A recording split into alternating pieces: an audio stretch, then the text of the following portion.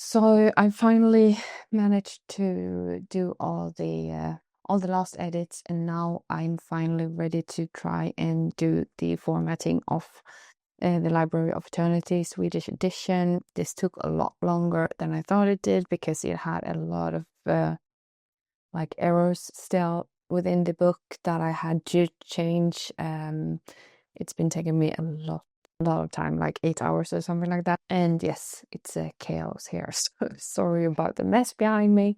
Maybe I should do like this so you don't see it. Let's open up Vellum and start formatting the book.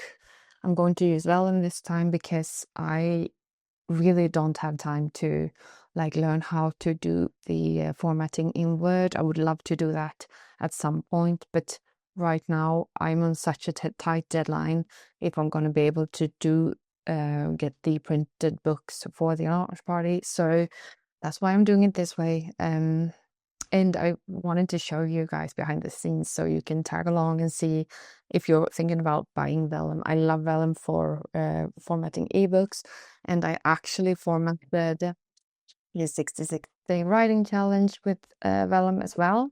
So I do love the software. Let's dive in. Okay, so I have been measuring like different books that I like, and I do think that this one will be A5, which is, what is it? More options. Yeah, it's 149 to 210. That's a really good format. You know, whether I choose to go with a hardcover or a soft one, it's still a reasonable good size either way. So I'm going to go with that one. So there are a lot of like presets within Vellum, and I think you can maybe add like some things yourself. But one of the reasons why there are already set fonts in here and set like a lot of presets is because you as the publisher need to be able to know if you have the rights to print the fonts. So Vellum has made sure that these are fonts that are available to print and that you don't have to pay for. The same thing with the ebook formatting.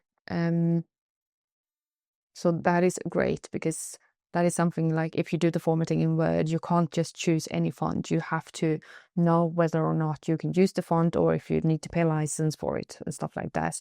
This is one reason why if you want to speed things up a little bit, like Vellum could be an option here.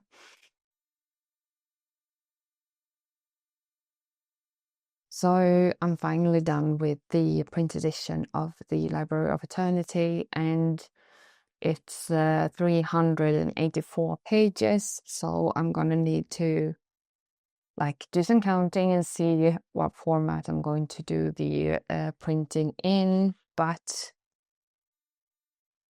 I will probably do that tomorrow. So I might do like a follow-up video if you want to see me do more and talk more about the process of being a small indie publisher.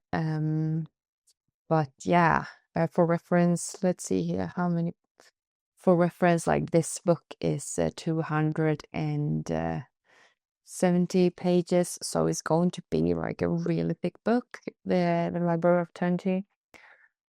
But yeah, I'm just glad that I finally made it, and it's looking pretty good.